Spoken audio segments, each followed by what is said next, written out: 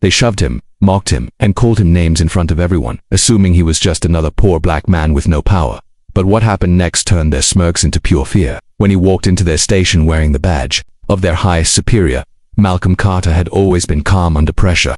Years in the military, followed by his time with internal affairs, had taught him the value of patience and restraint, but nothing prepared him for what he faced that scorching afternoon on the outskirts of Westbrook, a town he had only heard about in passing. Dressed in jeans, a plain hoodie, and sneakers, he looked like any other traveler stopping for gas. His vehicle, a dark gray SUV, bore no markings of law enforcement, and Malcolm made no effort to carry himself like someone in authority. He was off duty, visiting his sick uncle for the weekend, and he welcomed the quietness of small-town roads. But as he stepped out of the convenience store with a bottle of water, 2 police cruisers pulled up behind his car. A pair of officers stepped out, eyeing him as if they had already decided he didn't belong. "Hey," one of them barked. "What are you doing around here?" Malcolm turned slowly, not out of fear, but instinct. He'd seen that tone before, the kind that didn't ask it accused. "Just getting gas," he answered calmly. "I'm passing through," the second officer scoffed, walking right up into Malcolm's space. "You don't look like someone just passing through." He nodded at Malcolm's hoodie. "Got ID?" Malcolm hesitated only a second before reaching into his wallet. He handed them his driver's license, nothing more, no badge, no hint of his position. He wanted to see where this would go. "Step over here." Hands on the hood, the taller one ordered. "Is there a problem?" Malcolm asked, keeping his voice even. "We'll ask the questions." The officer snapped. People passing by slowed their cars. A woman in a pickup truck stared from across the parking lot but didn't intervene. The officers frisked Malcolm roughly, as if trying to prove a point. One muttered something under his breath, something about city boys thinking they're better. They pulled open his trunk without permission, rummaging through his luggage, ignoring Malcolm's quiet objections. It was clear they weren't looking for anything in particular. They just saw a black man, alone, and decided he was a threat. After 15 humiliating minutes, they found nothing. No drugs, no weapons, nothing illegal. But still, they stared him down like he owed them something. "Keep your nose clean while you're here," one officer said with a sneer.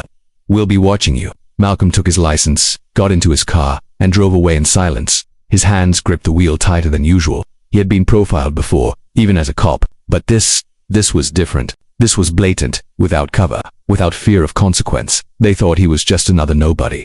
They had no idea who he was, and soon they'd find out. The next morning the sun rose over Westbrook as if nothing had happened. But for Malcolm Carter, everything had changed.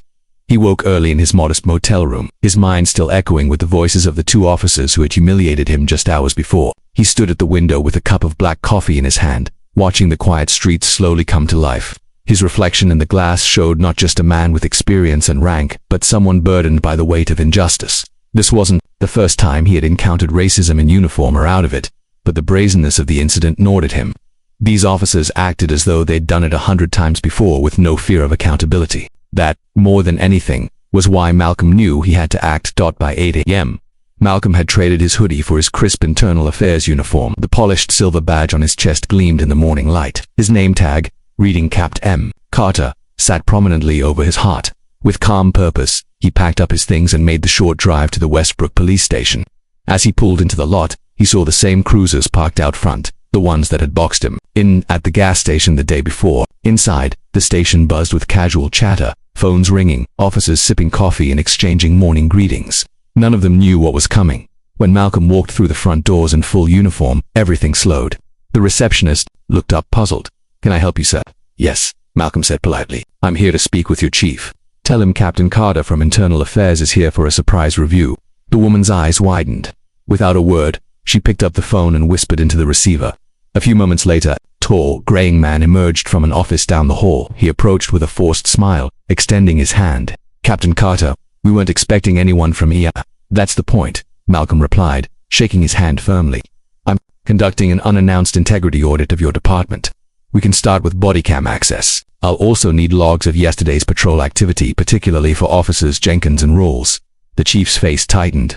"Of course, right away." Malcolm followed him through the station, his boots echoing off the tiled floors. Eyes followed him, whispers began. In the briefing room he set down his briefcase, connected his laptop, and pulled out a file labeled Westbrook PD Field Interaction Review. He wasn't here for revenge, he was here for the truth. And the truth was about to surface that as body cam footage loaded onto the screen, Malcolm leaned back in his chair, his expression unreadable. The officers who had profiled him hadn't just harassed a stranger, they had disrespected a man who knew the law better than most. and who now had the full authority to bring their misconduct into the light. Within the cold, fluorescent-lit walls of the Westbrook Police Department, the atmosphere shifted from casual to tense as word began to spread. Internal Affairs was in the building, and not just anyone, but a high-ranking captain. Officers straightened up, conversations quieted, and glances passed quickly between desks. Meanwhile, in the conference room, Malcolm Carter sat with quiet focus as the first body cam video began to play. The timestamp showed yesterday afternoon. The footage was crystal clear. Officer Jenkins stepping out of his cruiser, approaching Malcolm at the gas station, hand already on his holster, voice already hostile. "What are you doing around here?" he demanded on the recording, with no clear reason to initiate contact. Malcolm watched as the officers escalated the situation without cause, mocked him, and searched his vehicle illegally. The room stayed silent as the uncomfortable reality unfolded frame by frame. The police chief sat across from Malcolm, the arms folded tightly, jaw clenched. "I had no idea about this," he muttered, eyes still on the footage. Malcolm didn't look away from the screen. "That's part of the problem," he said plainly. "You should have known. This wasn't just a bad day for two officers. This is behavior they've practiced and likely gotten away with." More footage followed. Dash cams showed the officers laughing after the stop, with one joking. He looked nervous, thought he was going to cry. The casual cruelty, the lack of professionalism. It was undeniable. It wasn't just a matter of misconduct. It was a culture. An hour later, both officers Jenkins and Rolls were summoned to the station. They walked into the conference room, confident, until they saw who was sitting at the head of the table. Jenkins' face dropped instantly. Rolls looked confused at first, then visibly panicked. Malcolm didn't stand. He didn't raise his voice, he simply looked them both in the eyes. "You remember me?" he asked. Jenkins nodded slowly, his face turning red. "I'm Captain Malcolm Carter, Internal Affairs Division. State Office," Malcolm said, placing his ID wallet on the table. "Yesterday, while off duty, I was illegally detained, harassed, and profiled by two officers of this department. You too." Neither officer spoke. The silence was heavier than any accusation.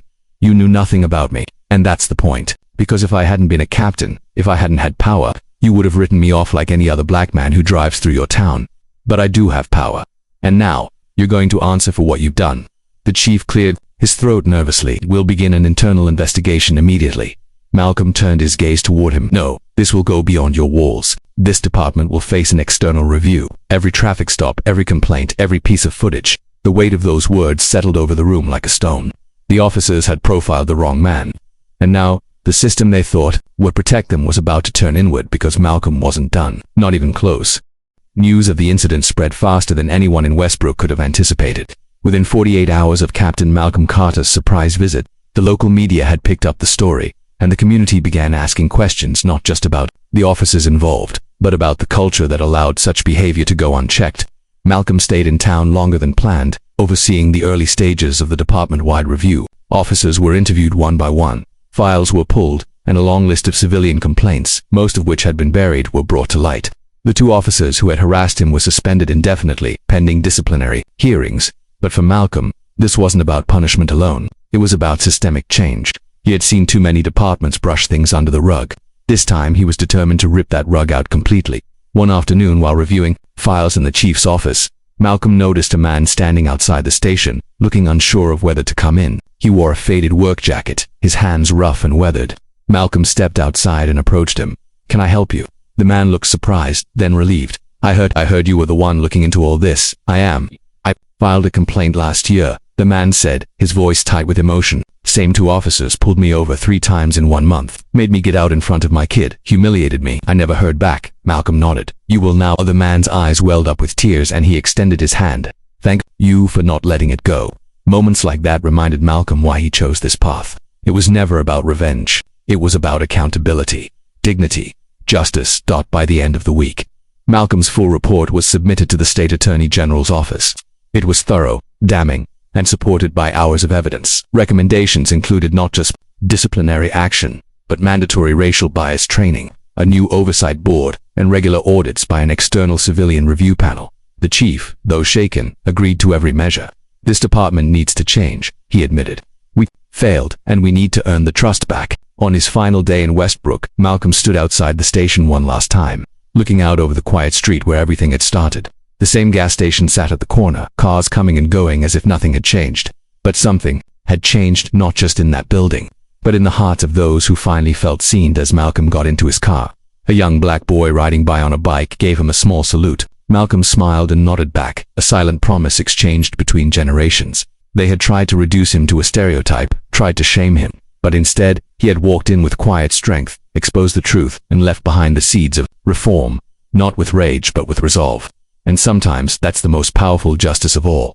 If this story moved you, don't forget to like, share, and leave your thoughts in the comments. Subscribe to The Black Struggle for more powerful, true stories that demand to be heard.